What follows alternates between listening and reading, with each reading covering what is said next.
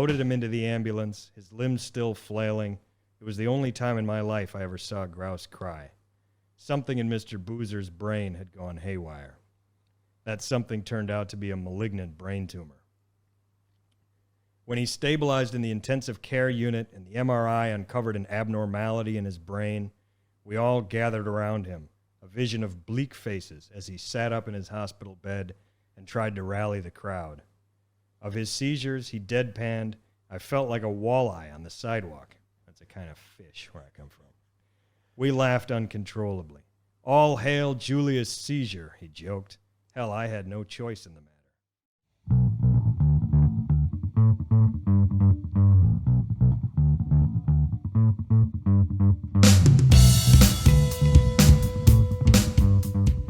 Hello, we're back at the Roman Anton Podcast studio, and today we have William Henning. William, Bill, welcome. Thanks. All right. Thank you, Joe. Purpose today, we're going to try and get to Paradise High, a novel by William Henning shortly, but before we dive right into the book, I wanted to chat a little bit about the background. Is that okay? Absolutely. All right, good. Let's do it. I have a feeling you might be an American. I am. Okay. Guilty. I have a feeling you might be from the middle part of America, which we call the Midwest. That's right. I call it God's country. God's country, Yeah, that's yeah. right. Isn't that a beer slogan, though? I don't know. Old style? Someone's trademarked it already? Old style's God's Maybe. country, right? Yeah. You remember maybe. that? I don't. That was before my time. I think it flowed from the same waters between our states, because Yeah. I, too, am from the Midwest. That's right. Yeah. I'm from Wisconsin. We're kinfolk.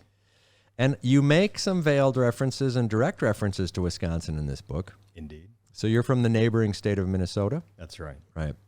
And you're from northern Minnesota. No, I'm from Minneapolis. That's from northern, isn't it? No. Central? No, the Twin Cities are down. Yeah, central, south central. Because I've gone On the border with Wisconsin.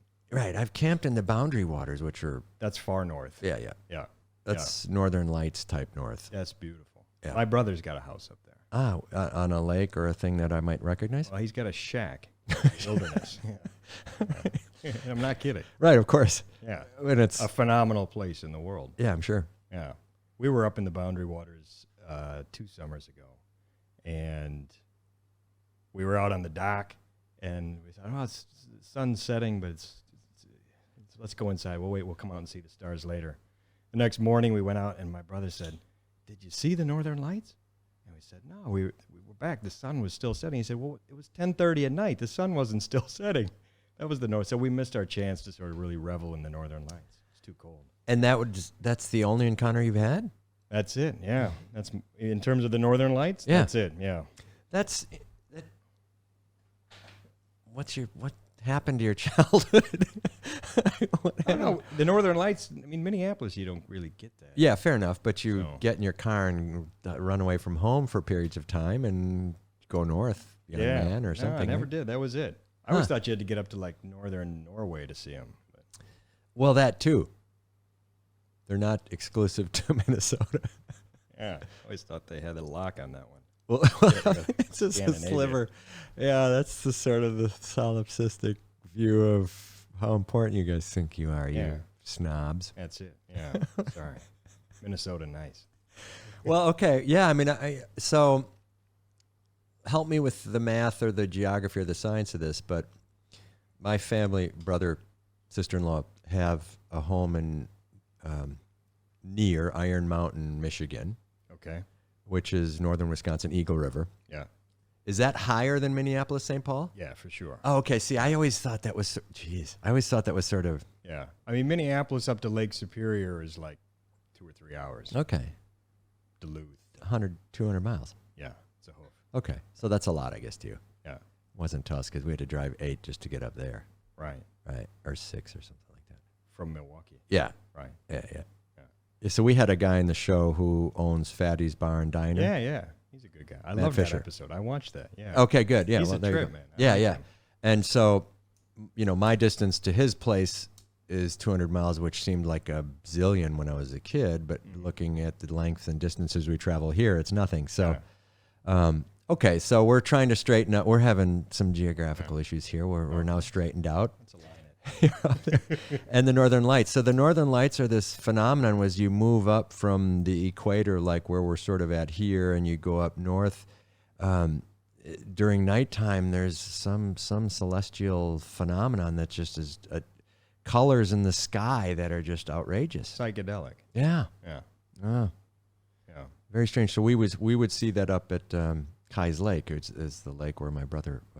I should probably at this lake, at that lake there. Delete that out. Maybe people come to go look.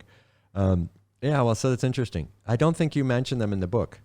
No, that was my only experience with the Northern Lights. That was Right, like but not ago. even as like butt end of a joke that you didn't know that the was it. punchline to. No. Okay.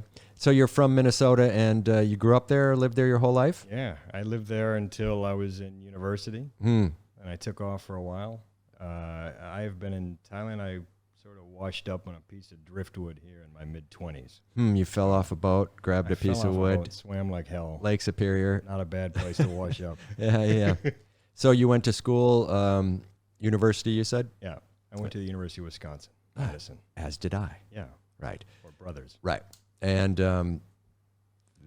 for all of your other sins, we forgive you. But do you follow the Gophers or do you follow the Vikings? I am very much, no, I'm not a big Gophers fan. I do like the Vikings. a Okay. bit. So those are Minnesota sports teams. That's right, yeah. And your hockey team is? Well, now it's the Minnesota Wild. Mm-hmm. So when I was growing up, it was the Minnesota North Stars, who were a more Right. colorful club. Right. Played in the old Met Center. You're zesty. The old, yeah. Yeah. So I'm a Blackhawks fan because Wisconsin only had a minor league team, the Admirals. Right. And for some reason, the trip to Chicago was more fun, and so we adopted them. But when it came time to adopt the Bulls or the Bears, I could not do that. Yeah. So I'm a Milwaukee fan, and I remember that's why the Bucks championship of a couple of years ago was so huge, because I remember watching on TV the Bucks' first championship with my father. Right. All right. Right. Yeah. Some good sports there. Right. How about the Green Bay Packers? No? Huge fan. Yeah? Yeah. All right. We had a guy take named that. Don Hudson who had a car dealership in our town right by my house. And Bart Starr was obviously huge when I was growing up. All right. We would in our backyard football games would say Bart Starr to Don Hudson. Yeah. Or, those were the names then. And then as we moved forward, we had Brett Favre and Aaron Rodgers. But Not a bad crew. yeah. You had Fran Tarkington. Yeah, and Adam Goldberg. Right. Yeah, he was a legend Right. on the offensive line. Was indeed. Yeah. You also had Jim Marshall, who ended up going into the Supreme Court of Minnesota. Jim Marshall, we did. We had Randy Moss. Randy Moss, right? Yeah. And so you obviously didn't pay a lot of attention to scholastics because it seems like all you know about is sports. That's pretty much it. Yeah, I was not a scholar. I was an athlete. I was a fourth line on the hockey team. Yeah, I Let's go. gather from the book that there was some verisimilitude there. Like you Yeah. sort of knew how to describe it. Yeah, I was not a superstar by Right. any stretch, but I enjoyed it. Good Yeah. group of guys. It was, yeah, the hockey where we grew up was legit. So from a young age? Yeah, from 5, 6. I actually played here up until a couple of years ago. Bangkok has a phenomenal, Yeah. surprisingly good quality of hockey. I wasn't telling Frank this, but it would have been a night. I think I was at the Queen Bee place where we play and met some guys from Canada who were in town for the game. Yeah. And when I worked in another capacity, there were guys who flew in for the game. Yeah. And I was told that the rink is out by Don Muang somewhere, or where is it? Oh, they've built a new rink. It's out sort of in the direction of Ekamai. I'm not totally sure. Oh. When I was playing, we were playing at Rama 9. Right, okay. They had in the central Rama 9, they had a hockey rink up next to the cinema, Jeez. which was pretty sweet. Was it regulation? Yeah. It was phenomenal quality. The ice was good quality. The boards, Did they have glass? they had glass. They had stands. Would you send pucks out into the... Yeah, and you used to have these tournaments, and you'd have these guys. Yeah, you'd have these guys show up for these tournaments, and these Russian guys or whatever. They'd be coming up the escalator Right. with their skate guards on, Right. because they'd have been drinking all afternoon and Or whatever. So yeah, Yeah. Anyone, any nationality could have been drinking all that. Well, yeah. I mean, yeah, sure. We had some Finnish. And would you guys. send pucks into the audience over the glass? Yeah, absolutely. Yeah, you get all these curious, high school kids on Heads up. dates, and they'd be going to see a movie, and they'd have their face pressed up against the glass, and think, what the hell are these guys doing? That's like Bangkok. a U2 line. Yeah. Face pressed up against the glass. It's Yeah. Zoo TV. That's funny. I mean, yeah, because it's so, like baseball, it's one of those sports where get close at your own peril Yeah. watching. because you can have things happen. Yeah. Right. I mean, pucks at 100 miles an hour are fly. Yeah. Well, they had Johnny Oduya. He was the Chicago Blackhawks. He comes and plays here. He actually sponsors a scholarship for young Thai players. Nice. And so we've skated with him a few times. Yeah, there's a lot of guys. There's a lot of like. And so what were your relative strengths when you were 5, 6, 7, 8, 9 in comparison to your peers? Were you a good skater? Hockey? Yeah.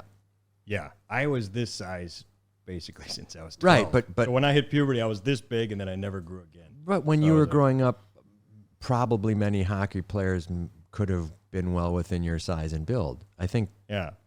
Oh, this is a kid. Yeah. No, right. I mean, I just think it's a great one. I mean, Yeah, he wasn't that big. Right. Yeah. And he was awesome. I mean, just beyond comparison skills, right? Absolutely. So when you're young and you're doing this speed, agility, stick handling? Probably speed. Yeah, I was quick. Wasn't a great stick handler. Wasn't a great shooter. Yeah. But and love the game. Yeah. When you're a kid, you just love it. Yeah. Hockey's a game that just grabs your heart. So my brother played goalie, which was a concern to my parents just because of the sheer velocity of it. The rest of us were tennis players, so just getting hammered in the goal, with shots was worrisome. But, the padding protects only so much, right? So, but headshots and stuff, scary. But so when you're 5, 6, 7, 8, and you're defining your skills, and you're saying you weren't the greatest stick handler, but you were fast. Are you a good backward skating defender then? I mean, do you start to define? Not particularly. Okay. No. Because you need to be bigger. Yeah, skating backwards I didn't really enjoy. Yeah. But I played forward. I played all the way up. My brother was a goalie. My brother's got the shack. Probably can link there's probably a line you can draw between shack ownership. Shack ownership. Yeah. And was he a good backward skater?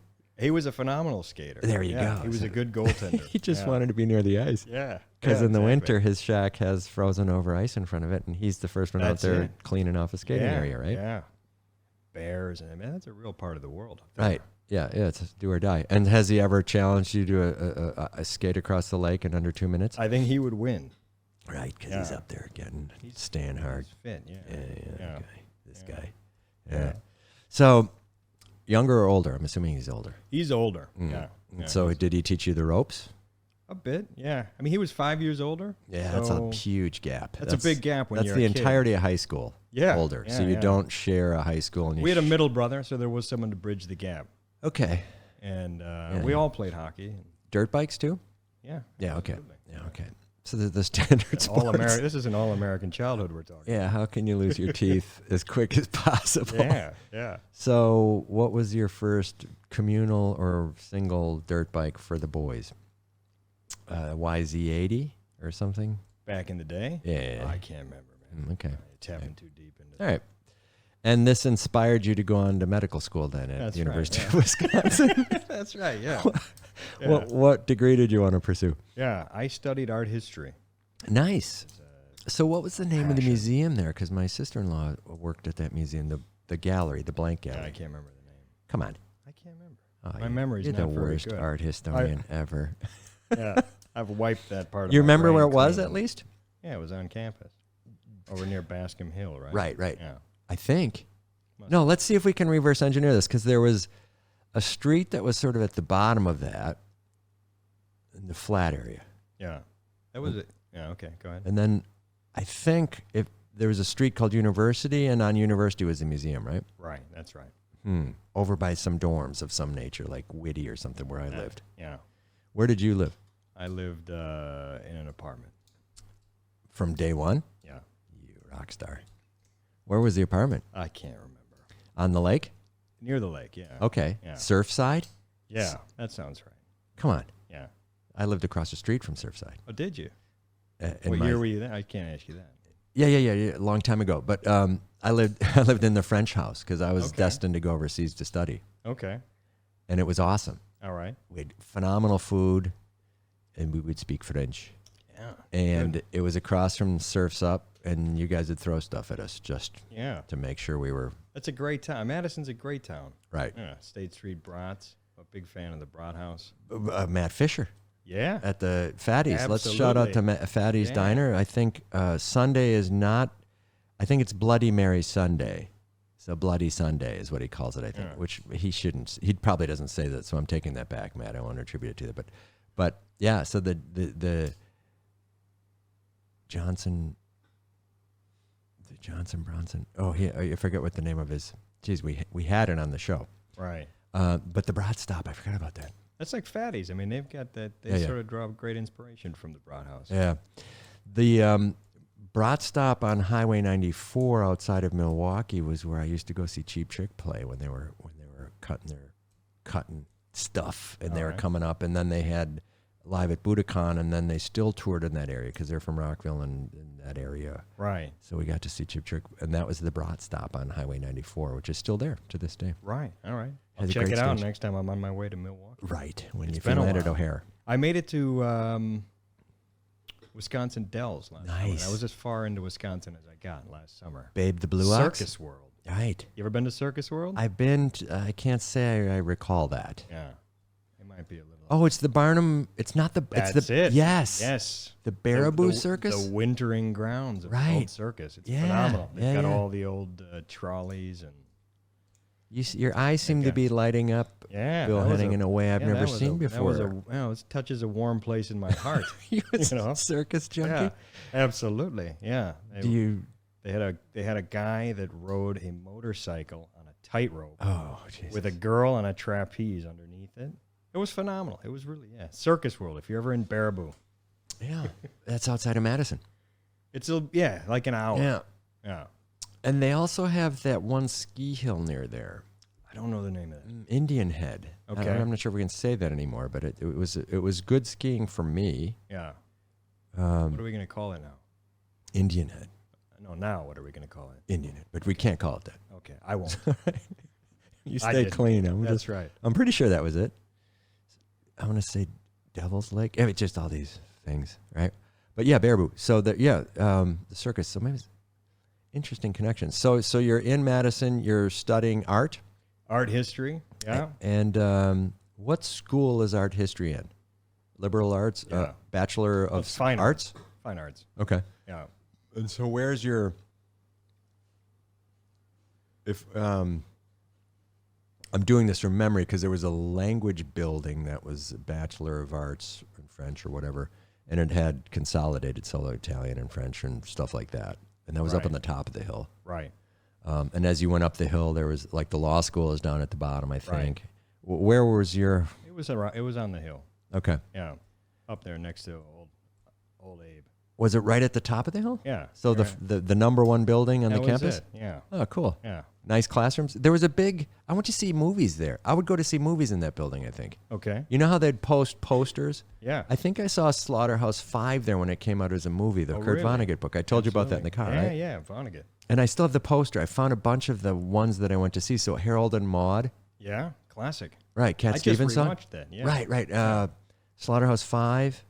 There were some other sort of like Fellini movies, Satiricon and stuff that would show there frequently. I think the town had let's do the time warp. What is it? What was that midnight thing? Rocky Horror Picture Yeah. Show. Yeah, yeah. Yeah, so I caught a lot of that in Madison. There was a lot of films they'd show. This is probably not something that kids or students today go to, televised or broadcast things, because it was the film and it was the scarcity of these films, and they had sort of had to make their way around, right? Yeah, yeah. Or maybe I'm making that up, but maybe there were a million of copies of these, but making money off them was harder because you had to do it in a rented room or something. So Yeah. The good old days, though. Yeah. There's a charm to it. yeah, I don't know if there was or wasn't, but I loved it, right? And I did them all the time because they were cheap. It'd be Right. like, it was like a quarter or $1 or something, right? And you get Right. a bag of popcorn or something. And so the art building, yeah, that was a cool building. Yeah. Right by Abe. Yeah. And in the summer, it Honest was Abe, awesome, right? He would stand up anytime a virgin walked past. You know that, right? I'm going to cut that part out. An old So, joke. Abraham Lincoln. Why did we have a statue of Abe in the middle of the campus? I don't know. That's a good question. Was it founded then? That's a possibility. Right. How old is that school, I wonder? It's got to be See, if I was Joe Late Rogan, 18. we'd look it up, but we don't try to find the truth. Jamie? We try to broadcast. We're trying to obscure the truth. speculation. We're trying to obsure the truth. Why we had on the eight Roman there. Anton. But it was called Bascom Hill, and that was Bascom Hall up top there, right? That's right. Yeah. And so Bascom Hall was the art school. Right. We're just guessing. So you went to school there, and you in 4 years or 8 years? 4 years, yeah. Then I lived in Chicago for a stretch. After Madison? After Madison, yeah. To do arts? No, I was working for a business there. I was, this is sort of a tangled story. We can skip this part of the biography. All right. So you excel in your magna cum laude in your degree. Yeah. And you go to Chicago because your genius was recognized in the That's major it. capitals of the world. Yeah. And you go down there for your first job? Yeah. Or had you been working all along and you were used to the game? I was working there. Yeah. So this was the first one? Yeah. In the city?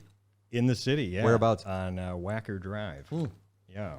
It's my brother works in that neck of the woods. The old Mercantile Exchange. Yeah, he's right down the street from that. Yeah. I was working in one of these. I was working for an investment bank, calling people up, trying to find people that were retiring.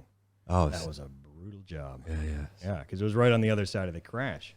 In the year 2001. Right. So this was the Wolf of Wall Street. Yeah. Are you within 5 years of your date of retirement? Everyone say, go jump in a creek. Yeah. And so was it soul sapping, crushing work? Yeah, absolutely. Or did you have fun because you and the boys? Oh, no, that was soul sapping. Where did you live? Yeah. I lived in Chicago, a couple different places. I lived up on Arlington, Clark and Fullerton. Yeah, how many miles? Not far, just 4, up in Lincoln 3? Park, near the park, very close to the park. 4 miles from the office? Yeah. And you'd get to the office Take how? the bus. Oh, it's actually then I was taking the train, and then I moved offices. Then I would take the bus. And what were your thoughts? So you grew up in St. Paul, Minnesota? Yeah, suburban Minneapolis. So suburbs, though.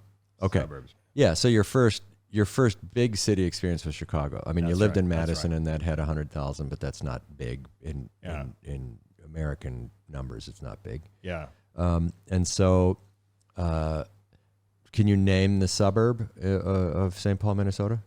No.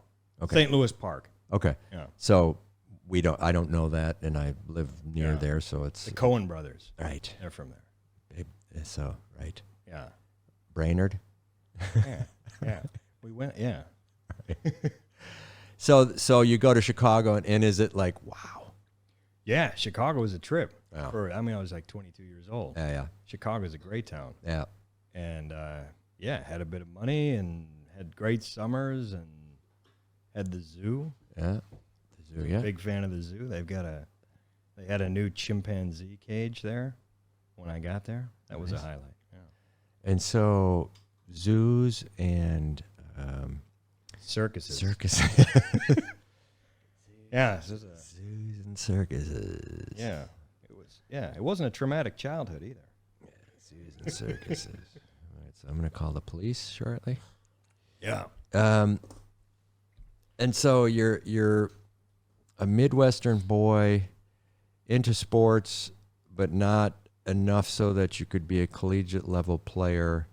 You choose a major for enjoyment or for possibly lighter treatment than engineering or math or science. Yeah, I never would have survived. Right. Yeah. So by your own admission to me in the past, it was not just you weren't going to be a doctor. Yeah. At a young age. Yeah. I did some work for different newspapers and this sort of thing. So that's what took me down the media path. Okay. So you stop calling folks to try and get their money, and you say, Yeah. in Chicago, I'm going to apply for the Tribune or something? Yeah. Well, it's a bit of a long story, but like I said, I washed up on a piece of driftwood here in Asia. You're just going to steer me away from the rest of that. it. So you tried to There wasn't much. I had a buddy who did some manufacturing over here, so I came over, okay. visited a buddy of mine. The driftwood was still of you weren't sure what road it was going to take you down. That's right, yeah. And then, Okay, and so then you got a taste of the journalism life. That's right, yeah. I'd done some writing in college, and I did some writing in Chicago. And Were you ever on a newspaper staff?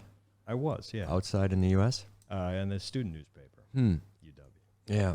and because it just feels to me like in my education years, the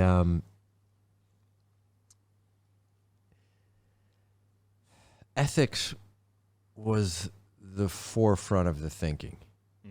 So what am I trying to say? I don't know. But I feel like with the new media being social media and news through social media, that there's no way to have an ethical backbone to what's happening because there's no sort of editorial staff that says, wait, the guidebook says we can't do that. We don't have two sources, or we don't know what this is, or, Right. Right. It just seems like something has happened from when you first hit the market to now. And so I'm completely out of line here, and I'm not following any sequence, and I'm not asking any questions, but you seem perfectly suited to have had a journalistic viewpoint that was pre-social media. Yes. And now one that's post. Right. Is it different?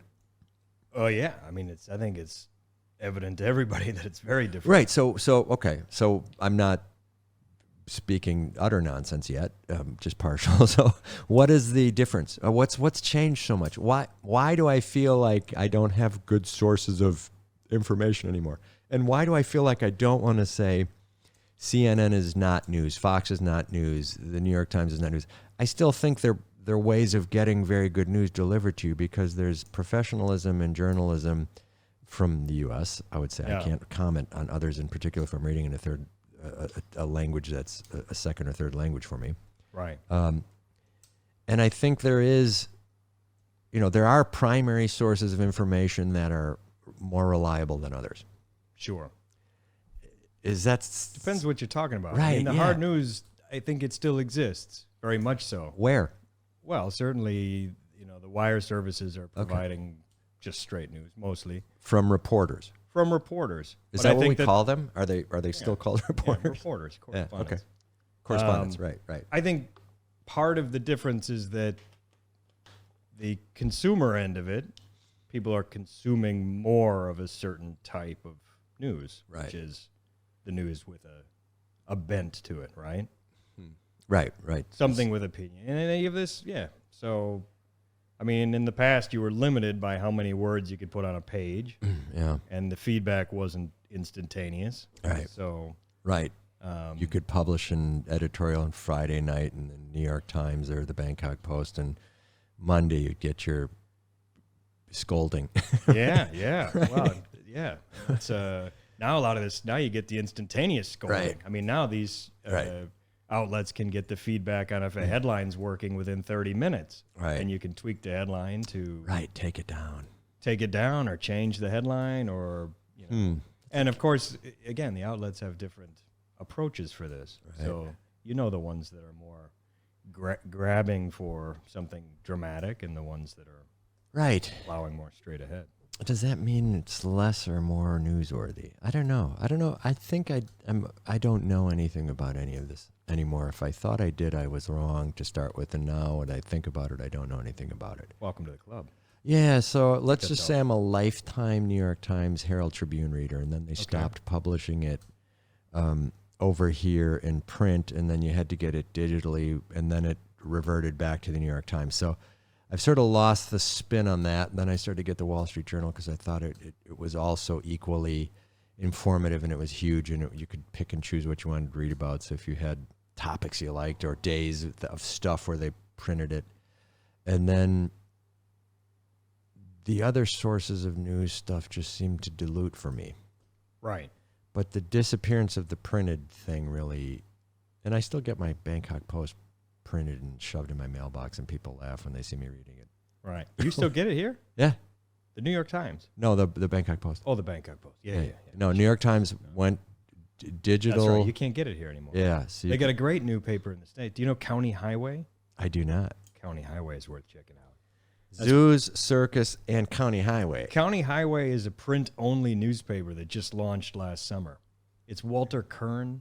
He's been kicking around for a bunch of years. He was like a GQ editor. Yeah. He wrote Up in the Air. Yeah, George George made it. Clooney. Yeah. So he does this podcast with Matt Taibbi. the old Rolling Stone. Right. Yeah. Okay. And so I subscribed to County Highway 6 months ago. I think they've cranked out 3 issues. It's like every other month. So the problem is it's not really a newspaper. Right. But it's a phenomenal window into America minus the sort of agitation that you get with a lot of the other. Yeah. So if you don't want, The spin. a spin, yeah. It's like they just give you a window into this sort of Americana that's. Yeah. But by definition, those two guys are spun. In what sense? They appeal to us. Right. So we're spun. Yeah. No, I mean, right. I think I mean that. If I like them and you like them, then we have an intersection. We know where that spot is. It's somewhere over here or somewhere over here. But to say you like them means you were already baked. Yeah, could be. Okay. All right. Okay, good. Well, I'll so give you it's that. our people. Yeah, it's our side. Those people. Yeah. Okay, But they're sort of like the open, Yeah. the sort of, So what is going on with news now? Okay, we just danced around something. So the stringers, you said AP, you said news services, Reuters. Yeah. Name some others. That are going straight ahead. Well, Al Jazeera internationally. Okay. They seem to have a lot of straightforward news. And are there ones so is it the English part of Al Jazeera? That's the only one I read. Okay, right. So is there a domestic Al Jazeera? Is there like There is an Arabic service. Right. Yeah. Okay. But I can't read Arabic. Right, and so I would assume there's a Chinese CCTV 1, 2, 3, or 4 print version. I've seen the national papers that print in English. In China. Yeah, and so then assume I've seen the papers that print in the Chinese language, Mandarin or whatever, however I say what I just want to say. And are they authoritative sources? Research, so like Chinese media? Yeah. Well, it's an authoritative window into what China wants you to. Right. I mean, So does that have 5 billion eyeballs on it a day? It's got to. Right. It's got Yeah. to. So what other countries? So do they have an English version of that gets 1 billion eyeballs from? I don't think so. Right. No. Right. I mean, there is like China Daily. Some of these Chinese, you can read them in English. Right. Do people? I don't. So what is the top? What is the most read news? Something has to be first in what we're talking about here. Yeah, that's a good point. I don't know. Right? Like, okay, so what is the number one search engine? Google? Gotta be. In the world. Gotta be Google. 5 billion things a day? Yeah. But now they're splitting off, right? Because the Chinese have their search engine. They're sort of in this whole separate world. So do they get huge volumes of anyone other than in China? I doubt it. And maybe it doesn't matter because maybe that makes them the number 2 largest thing because everyone in China uses it 4 times a day or something like that. Right. Right. So I wonder what the number 1 news source is. Okay. So, and if number matters versus volume versus loudness, We're definitely influence. We're definitely loud Right. in the U.S., right? Yeah, I mean, our media is very, very loud. Right. And then like impact. Yeah. Well, I mean, yeah. Like where would you go to look what type of damage was done by a typhoon that went over the Maldives? I would go to the wires. I mean, I think everyone's pretty straight on these stories. Right. So These stories, like if you go to the wires, where do I see that in its best articulation? Well, I think the straight news, Which is everyone. Well, this sort of news, I think everybody is straight with. It's the news that you read that feels like it's tugging at your heartstrings, or it wants you to subscribe to a certain way of thinking. Yeah, this is the problem I think I have with, and it's at the edges. Yeah. So even Fox News, for instance, I think their news broadcast is meant to be fairly down the middle. You read the New York Times, if you're talking about a train derailment in India, I mean, I think anyone that you read, no one's trying to spin you on this. Well, but no one in China wants to admit that there was a train crash in China because it's a failure of the system. So I'm exaggerating and I'm being ridiculous. But let's just use that since you just offered. I could have said India because you said India, so I'll say India. I don't think American news, like, they want to be the first one to report the Amtrak crash. Like, we're here first. Bill here on their Amtrak crash stop. Right. We can't get in trouble for this. So they'd say there's no problem reporting that. A radiation leak at 3 Mile Island. Did people say, hey, before we report this, we get that right? We don't want to improperly report this or we could cause a panic. So that's screaming fire in a theater theory, right? That's legally, there's a consequence if you say that. But some news that seems just like news and not political is political because it shows a fault or failure in the home country. Yeah, could be. I think even hurricanes, I think even weather, because it shows your inability to respond. A bit, yeah. I mean, didn't they didn't W get walloped for the Hurricane Katrina, right? That was his failure to respond. Right, but that's Right. an example of what you're talking about. Yeah. Someone trying to sort of, I mean, I'm sure they would have liked to have been ahead of the messaging on that and said it's not as bad as it looks. Well, that's actually what he did was bad. So his response was bad. Right. So, but we didn't not report that the streets of New Orleans were a mess. Yeah. So I'm just trying to figure, because I when I see podcast folk or say like that, CNN is useless. I'm like, I think of a guy like Will Ripley is a very reliable North Korea journalist, I think. He's one of the few people who seems to get in there and talks about it. Like today, this happened in North Korea, and it usually seems to be something that actually happened. Christy Lou Stout in Hong Kong, CNN. They're live reporters. Christiana Mompour or Becky, they see Ben Wiedemann. These seem to be people who are there, who understand there, can speak about there, and there's a common set of facts that are similar amongst people who see it, right? I don't know why I'm getting so hung up on this right now. I don't know either. Yeah, I wish I'd stop. Could you stop me? Let's take a turn. All right. So, What do you want to talk about next? thank you. We can read from the book. So you get the driftwood pulls up here. You're making circus parts for gymnasts who do the high wire work on motorcycles. Something like that. Yeah. And then you say, I'm going to start doing repertorial stuff. And so are you a beat reporter writing on things, or did you go into the... I worked for I got a job here with a glossy luxury lifestyle magazine. Nice. That has since folded. Damn it. That was, yeah. But that was back in the day. That was wonderful. That was back when print media was still king. Right, Condé Nast. Yeah. I mean, it wasn't that luxurious. And you'd get on planes and go to these places, or you'd take... Yeah, new resorts, new hotels. Damn. New restaurants. Yeah. Did you rack up mileage and points? I sure did. Shucks. Yeah. And so did you... Did that influence your writing? A bit, yeah. Yeah, I mean, I was I was working on the book while I was doing that. Right. So... that was, the book was my way of sort of entertaining myself. Right. It's apples and oranges, but it's still fruit. That's right, yeah. Right. And you're borrowing the tricks of editing and writing and clarity and... That's right. Punctuation and never put 700 exclamation points on a sentence. That's right. Yeah, well, you're limited really what you can say the way that you can say... Right. In a print magazine that's a family publication. Right, and especially if it's sponsored, and you're going to... There's expectations. Write about a hotel. And you're going to write about a hotel. Yeah, you're not going to... Worst hotel I ever stayed at. Yeah, and you're not going to sprinkle your prose with the F word. Right. So, Fine. Fine hotel. That F word is say okay. that. It has to be excellent hotel. Yeah.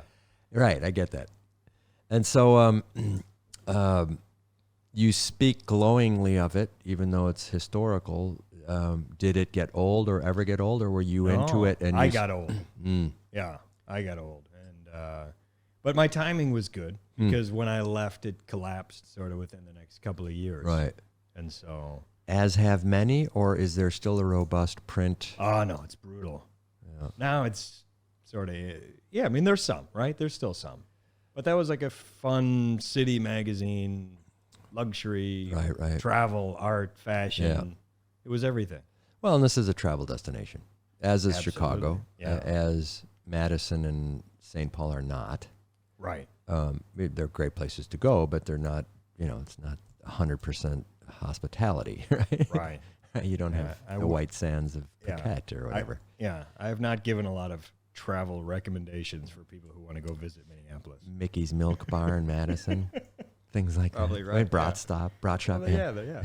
That one I would. Actually. Right, there you go. The So Boundary Waters, I sure would. right. Yeah. I mean, that's like, Yeah. when I go home now, a lot of what a lot of the topography is what Right. you want to go see. Yeah, It's a I guess beautiful country. I think that's also related to maturity as well. Like, Probably. right. and But you- they've also killed, I mean, a lot of these other pastimes they've killed, right? Right. Like even sports. You watch a sports game. I watched a college football championship last week. It was 4.5 hours long. Yeah. So. And the wrong team clearly won. Yeah. Big Ten. Well, Should have been Wisconsin, Yeah, that's right. Yeah, Anyway. absolutely. Michigan. But so what are the rules? Do you have to cheer for Michigan if you're Big Ten to show Madison was much better because Michigan beat them when they were number one? So, or do you go against them? What are the rules of sports? That was tough. Well, Michigan's that's a classic program. You Right. got to root for Michigan. I've always said that, but I've done so much rooting for Michigan and Iowa. It feels a little bit like heretical. Are you a football fan? Did you watch the championship or no? I was No. I was actively. It was work hours, and I was actively, studiously working. Okay. But yeah, I kept track of it. Right. I watch sports all the time. You're a basketball guy mostly? Yeah, I Yeah. watched 2 games and played today, so it was just Wow. an embarrassing surfeit of. I think you made reference to one of your characters using the word surfeit, and the guy and Oh, Bill pointed it out, and now I'm using it.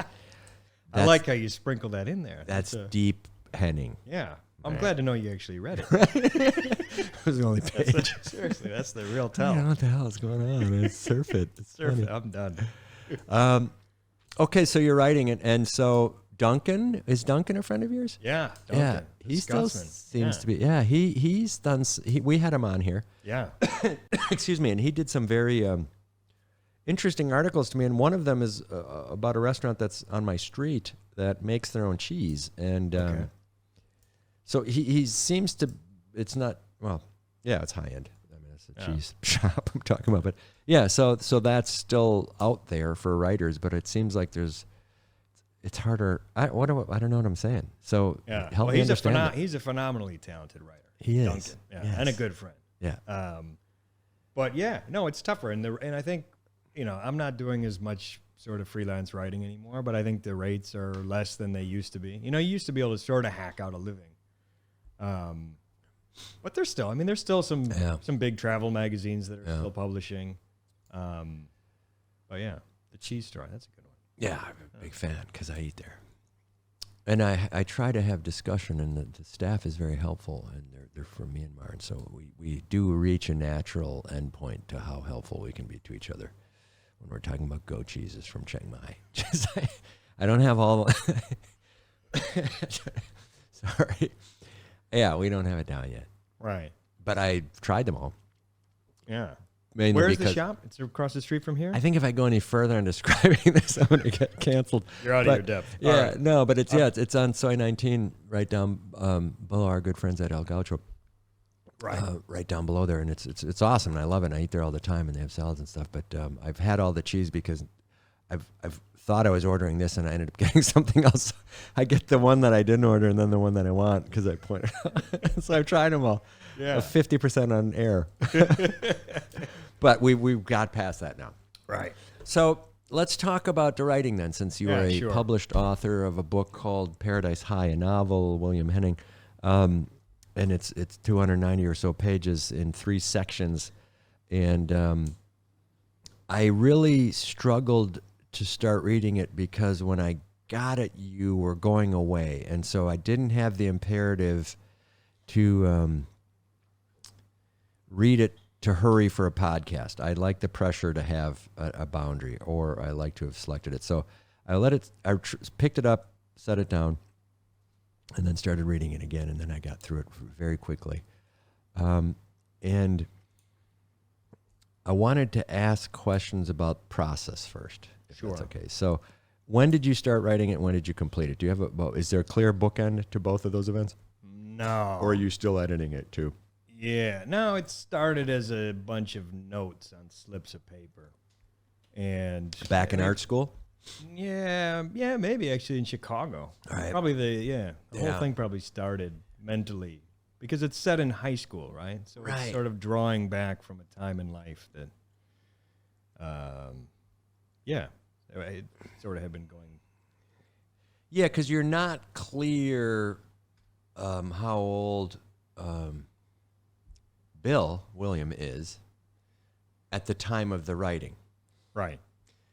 The dedication page says something that feels like a clue, but I don't think it is because it's 4-year-old man or something to that effect. I didn't look again, but it's so that might have been a clue if I said it's first person and you're him and he's you and this is all historical, but the names have been changed to protect the innocent. All of it's true and it's a total lie. There you go. So you don't have an idea of when this person is or where they are in their... I think it's safe to assume that the person who wrote it was somewhere around the age that I am now. Right. And so I did that. Yeah. And that helped. Yeah. Yeah. It's not written by a high school kid. Right. So you... Because there's some perspective. Right. Right. And the language was of... some wistfulness. Right. And so the wistfulness had a maturity to it. Right. Right. The incidents had a high school character That's right. to it. Right. That's and so you go back and forth between, okay, so this is so as high school kids do, there's some silliness. And when you describe silly, you could say youthful and indiscretion, or you could say looking back. Yeah. It was childish and immature. Right. And so to what a dilemma to be in. So when you and I grew up, we had movies different times, but I would say these, what was it, John Hughes movies? Yeah. Right. Breakfast Club. That's right. Right. So we had the Molly Ringwald, Pretty in Pink, and those ones. One guy cranked out a bunch of these, but there were a lot of sort of analogous, similar things. And then Friends, then there should be serials that came out of for decades that were modeled on this. Right. Sort of the... It's sort of episodic. There's not a real... Right. There's not a real plot line that's drawn through the whole... Right. It's sort of American... Yeah, that's American art form post-70s. Right. Maybe post-60s. I don't know. Maybe post-50s. Maybe Dick Van Dyke. I don't know when this all started, but... so I'm not saying what you did was copied, but there's a model that this is a recounting of high school. So is there a calamitous, as there often is, you're in detention, you've been arrested, you've derailed yourself from college, you have an innate skill in something like rock and roll or something, high fidelity we talked about. What is it going to be? Or is it going to be sort of John Hughes style where the learning is more subtle? You all get together and someone cries and the other person cries and then they divulge this and then the different types of classes come together as one. Or, so I say all that and I get back and you say you start writing that around Chicago. So you're still closer in time than you're further in time. I was still pretty young. Yes. Yeah. And again, it was always just to entertain myself. I never thought I was going to finish it. Right. So, I mean, that's why I probably picked it up, set it down for 10 years or 15 years or whatever it was. So 20 years to complete? No, not 20 years, but maybe 12. Okay. But it was, and the whole goal was just to entertain myself bit by bit. Mm-hmm. So as soon as you got to something you didn't like, you just throw it away because I was in no hurry. Right. I think if I said to myself, I want to write a book and I want to finish it within 24 months, I could never do it. Or it would be really bad. I mean, not that this was a successful book, but it would, I think if I tried to rush it and put myself on some sort of schedule, I don't think I could have done it. Is it because you're getting the factual characterization wrong because you remember it? So let's just say, write me, I'm commissioning a book from you. I needed a fiction novel I'd like you to write on hockey, on a young boy breaking out from a group of Canadian bullies or North Minnesota bullies, and he becomes a worldwide hockey star after winning the gold in the Olympics. And that's the last scene, gold in the Olympics. That's what I need. You're saying it'd take you more than 2 years to write that? I think so. Just because of your process? Yeah, it's all trial and error. I'm not good enough at what every word, every sentence you put down, you're like, oh shit, this is terrible. Yeah, and you're Start going to over. edit. Okay. So you can at least do it in the privacy of your house. So you weren't 5,000 word a day dude? No, not at all. I wish I was. That'd be great. 100 word a day guy? I mean, probably if you average it out, it's probably less than that. A paragraph? Yeah, maybe, if you're lucky. But it was, So it was all these disparate parts. And then the trick was sort of like cauterizing all the incisions, right? So you got all these different things going on, but none of them are linked. Yeah, so let me do this then. So this is a book, as Bill said, that is about your time in high school. So it can't be about a period that much longer than 4 years, or you did poorly in high school. So it's about a period of time, 4 years, and it's, in fact it's probably about a several week time period. Yeah, I mean, well, the book itself, the main action of the book unfolds over the course of a night. Right.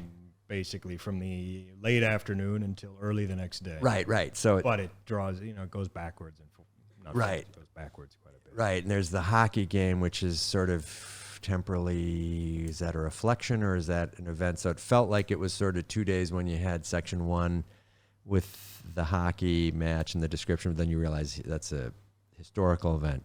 So, right, effectively it's about the big party, a big party. That's essentially it. Yeah, which is the very cliche. No, but it's a section 3 party, and it's either supported or not benefited from inclement weather. So it's snowing and it's cold, and so it's pure Minnesota. Yes, and it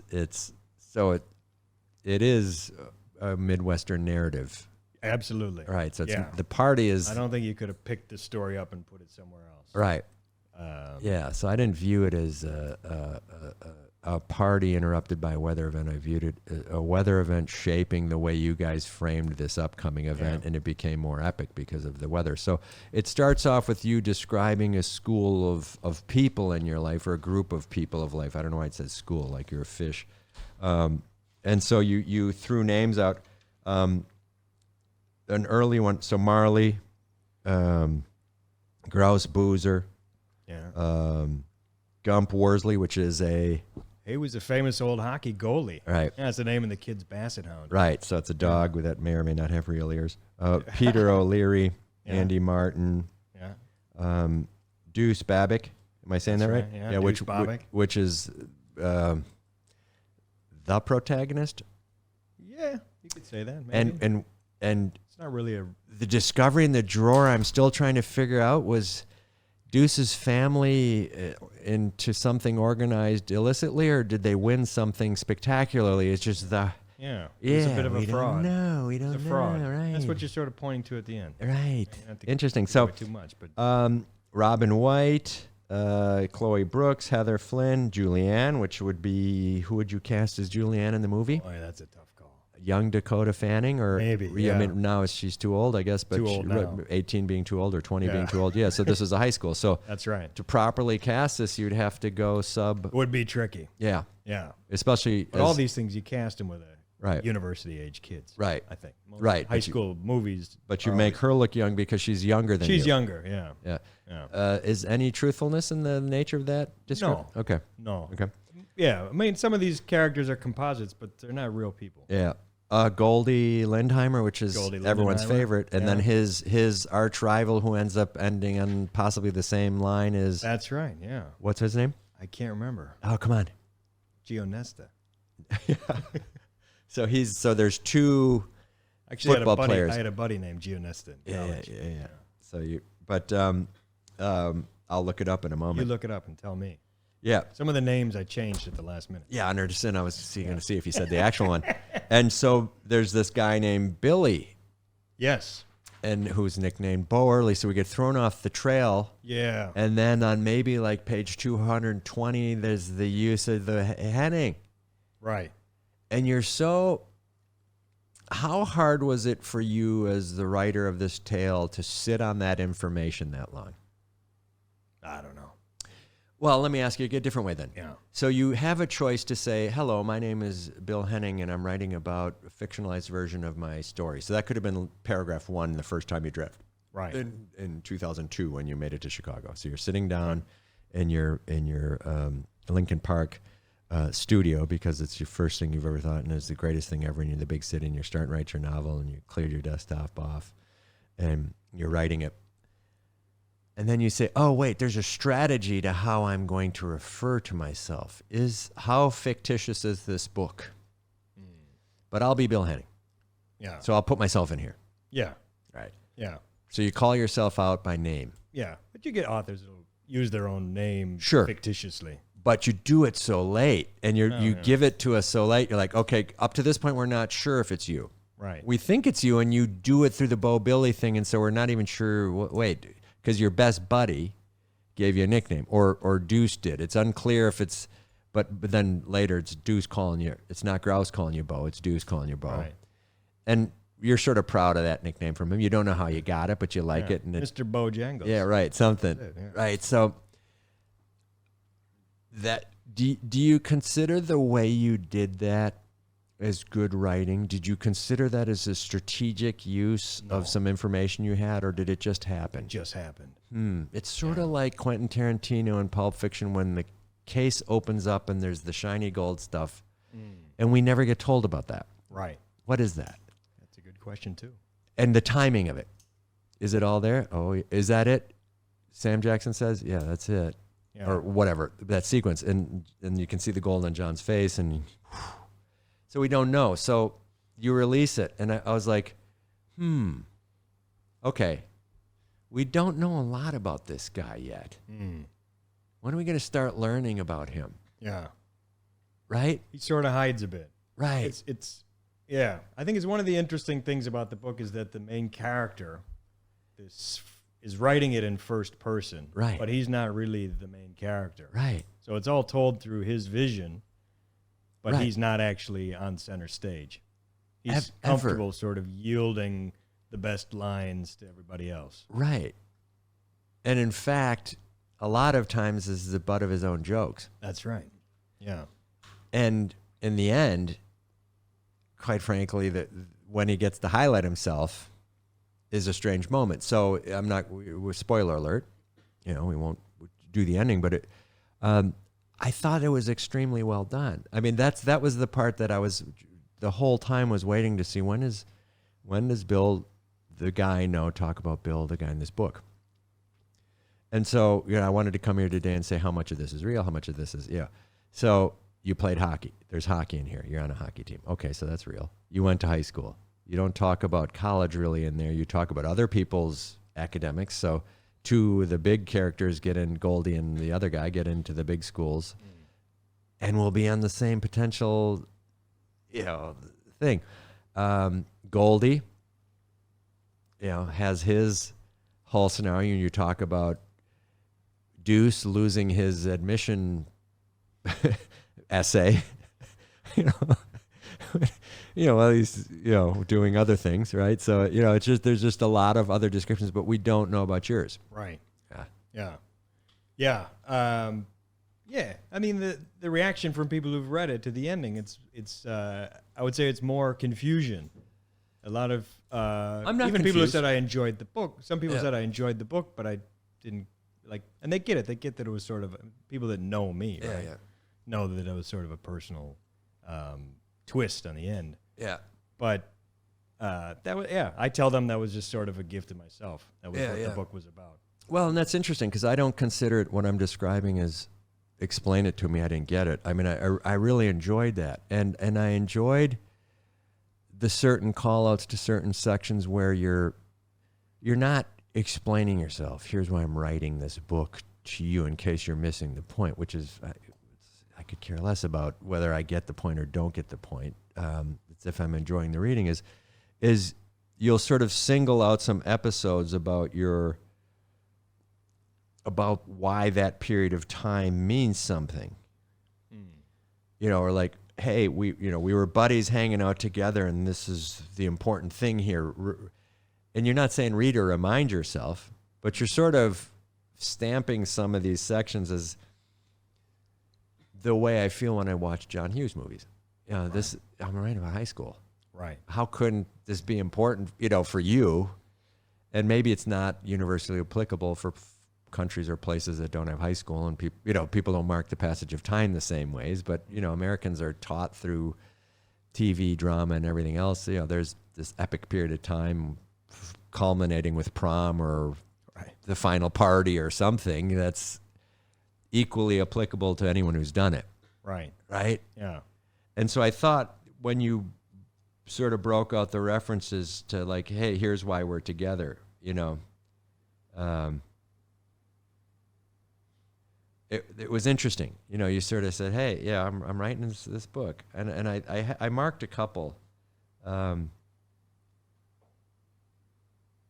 they won't make sense now that I think about just reading them out, and they're not platitudes, but it's I enjoyed reading that. I mean, I sort of enjoyed how you dragged me through these anecdotes or set these things up, and then it didn't feel like you ever had to step out and say, hey, I'm the narrator here, I'm the guy, and this happened, and it's 20 years ago.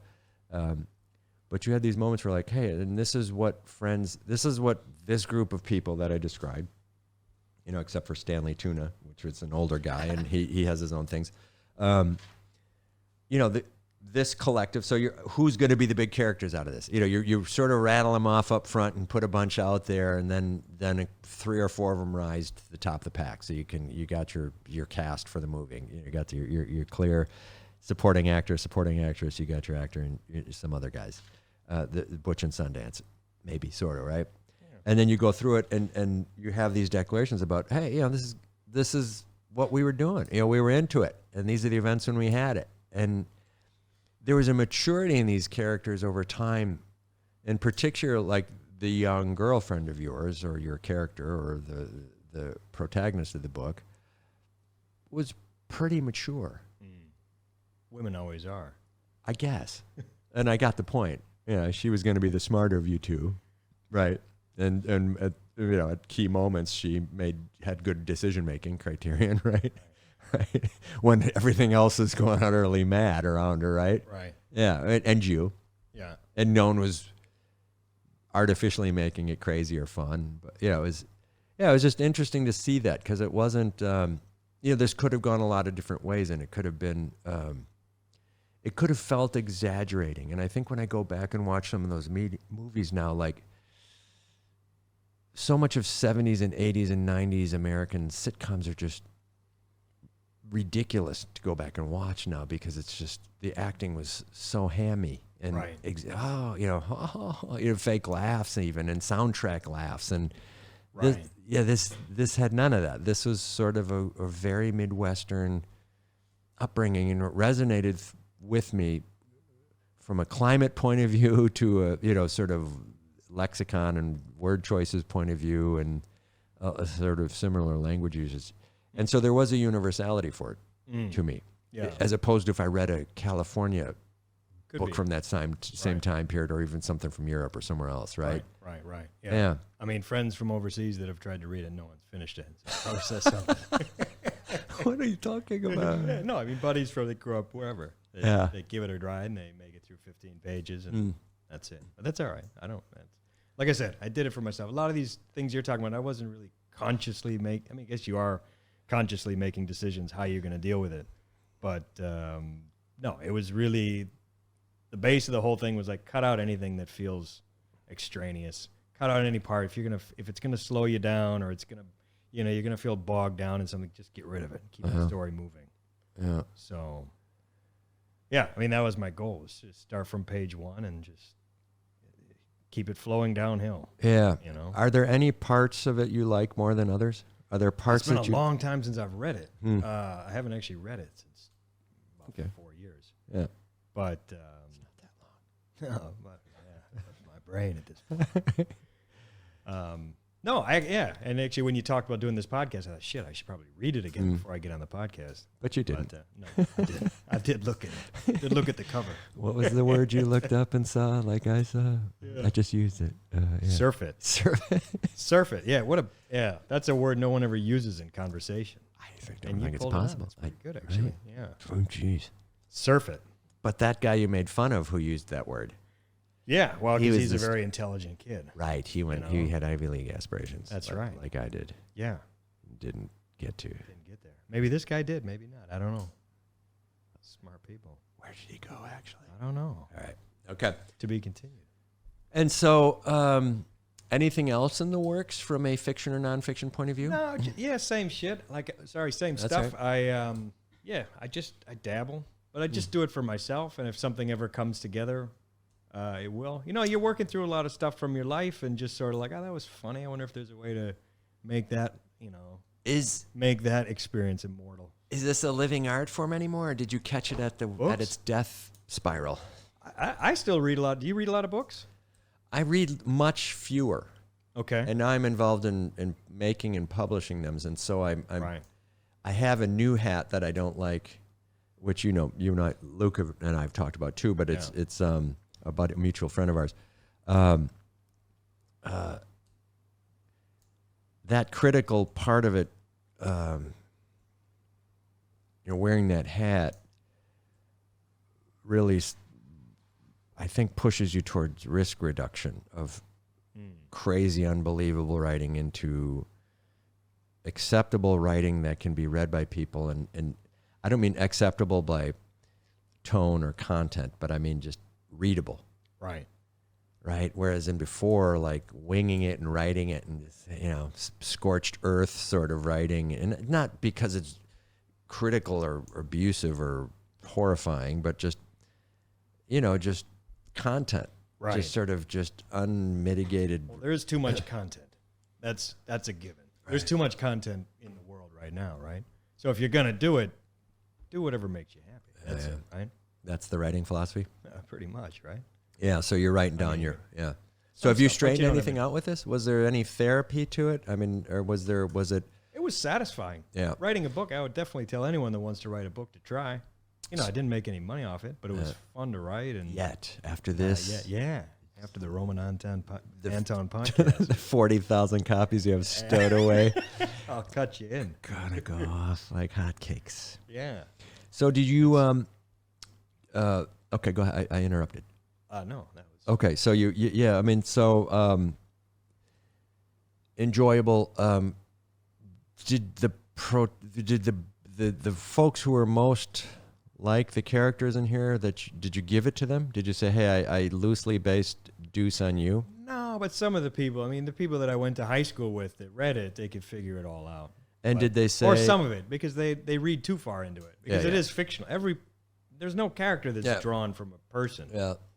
So, and how about family members? Did they say waste of time or? No, my mom was supportive, but I don't think she really enjoyed the colorful language. Yeah. But my aunt read it. Apparently, my cousin told me that she read snippets of it to my aunt on her deathbit, and she was cracking up. So that makes me happy. Okay. All right. Well, I'm not going to put more into this than there is. Then I'm not going to say that Brad Pitt shouldn't play you, because if it's fiction, then let's go all in. Yeah. Brad sitting at his Bel Air mansion, typing out these words as Bo. Good. So Thailand, Bangkok. Anything? Any views on what over here? What you're doing? The writing scene, the news scene, the reporting scene, whatever. Yeah. Nothing. Not much to say on that. Okay. No. Okay. Fair enough.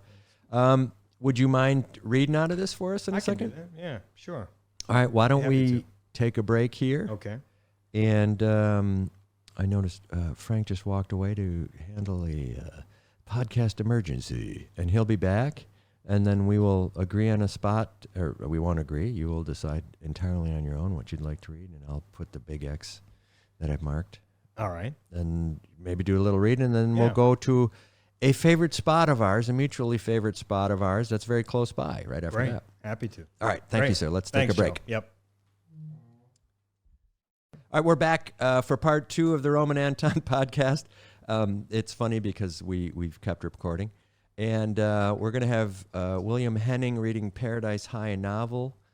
Midway through the story, I enjoyed this section, and I enjoyed many other sections like this throughout the book.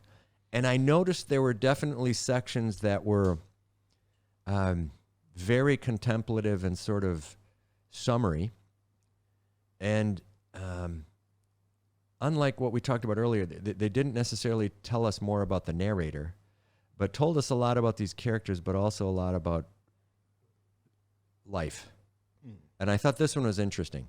All right. And good. so we'll see as we go through if I still feel the same way. But if you could read that, that'd be sort of cool if we do that. All right. I think it's just on the top of the page where I check marked it. Yeah. Mark all it. right. All right. So here we go. William Henning reading from Paradise High, a novel. All right. Grouse didn't talk much about the separation. The way he saw it, his parents both got what they wanted, as simple as that. And to victimize himself over their split, he felt, would be to embrace a loser's mentality. But he did say he resented that his mom gradually came to lump him into her list of grievances. She interpreted Grouse's stubborn non-participation in the household's dramas as a lack of support for her, or worse, as openly antagonistic, when all he really wanted, he told me, was to watch college hockey on TV without the constant bickering and bitching in the background. Things went swiftly downhill between Kenny and Diane. The ink hadn't dried on their divorce papers when Grouse's mom came home one day and announced that she'd met a born-again Christian named Seth in her divorce therapy group and planned to move out west with him to Santa Fe to start a new life together. She never even mentioned child custody. Grouse later said only this of his mother's sudden departure: "It was a hell of a lot easier than if they'd forced me to make a decision." Time marched on. Grouse and his dad remained in the great big orange brick house on White Oaks Boulevard. My family lived a 6-iron away, a high fade over majestic elms and a grassy traffic triangle that had served as home field when we were kids to epic 9-inning one-on-one baseball games between the two of us. As a youngster, Grouse had the squinty eyes and toothy grin of early Theodore Roosevelt, the nasally pubescent voice of Mike TV. Prepubescent voice of Mike TV. That would be something. And the half sidearm knuckleball delivery of the legendary Hoyt Wilhelm, a fearful combination to face as a young batter. But I digress. Only months after Mrs. Boozer left in the spring of 1994 with a mini trailer hitched to the back of her Audi, Grouse came home from school one afternoon and found his dad standing at the kitchen counter, hunched over, his fingers trembling as they carried bits of broken sugar cookies to his lips. Grouse thought he was witnessing a nervous breakdown and asked his dad what was the matter. "I'm fine other than these damn convulsions," said Mr. Boozer, staring at his jittery fingertips. "I'm pretty sure it's just low blood sugar. Maybe I'll rest on the couch a minute." Grouse telephoned my house, and my mom, out of an overabundance of caution, called 911. Before the paramedics arrived, Mr. Boozer endured a succession of violent grand mal seizures, and when they loaded him into the ambulance, his limbs still flailing, it was the only time in my life I ever saw Grouse cry. Something in Mr. Boozer's brain had gone haywire. That something turned out to be a malignant brain tumor. When he stabilized in the intensive care unit and the MRI uncovered an abnormality in his brain, we all gathered around him, a vision of bleak faces as he sat up in his hospital bed and tried to rally the crowd. Of his seizures, he deadpanned, "I felt like a walleye on the sidewalk." That's a kind of fish where I come from. We laughed uncontrollably. "All hail Julius Seizure," he joked. Hell, I had no choice in the matter. A day or two later, when the biopsy confirmed that abnormality was indeed a cruel euphemism for cancer, Kenny vowed to soldier on and pummel the little son of a bitch one way or another until he's destroyed. Of course, the latter option, another, as he so inelegantly put it, referred to the less desirable way of ridding one's body of a tumor. Either you snuff it out through radiation and chemotherapy, driving it into remission, or you die yourself, at which point the imperialist mass of cells invariably ceases to survive inside its host. A grave-faced oncologist explained to Mr. Boozer that the average life expectancy for someone with this most aggressive form of primary brain tumor, a glioblastoma multiforme, was less than 1 year. "That's a snappy name for a tumor," Mr. Boozer fired back. "Who the hell came up with that one?"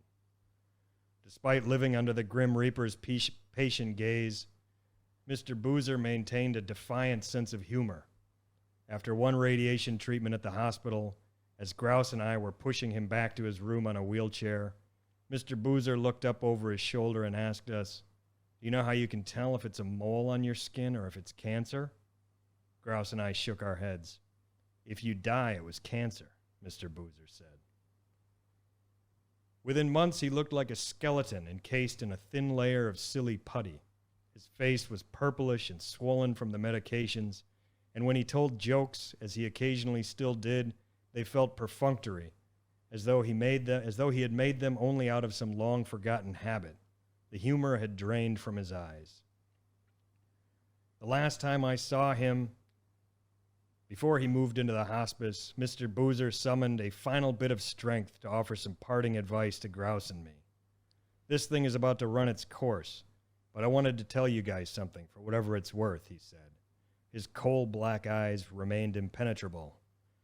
"Remember," he said, "the world's rotating cast of religious protagonists offers prescriptions for lemmings or cattle or self-loathing repressed homosexuals, but not for intelligent, discerning, red-blooded young men like yourselves. All the meditation and prayer in the world never turned up a damn thing. It never has, and it never will.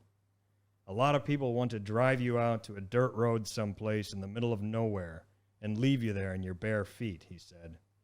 "I'll save you the trouble and tell you the riddle doesn't have an answer. After the circus ends, the clowns take off their costumes and face paint and climb into their cars and drive home like everybody else." All right. All right. Yeah, well, so I got my circus bit in there, right? Yeah, that was it. Did you see it coming? So I couldn't believe you were doing it. You got me. Well, yeah, I mean, so thanks for reading that. Yeah. And I'm not sure Thanks for listening. Well, I'm not sure if you want to leave that all in or if that was something you weren't ready to walk through, but that's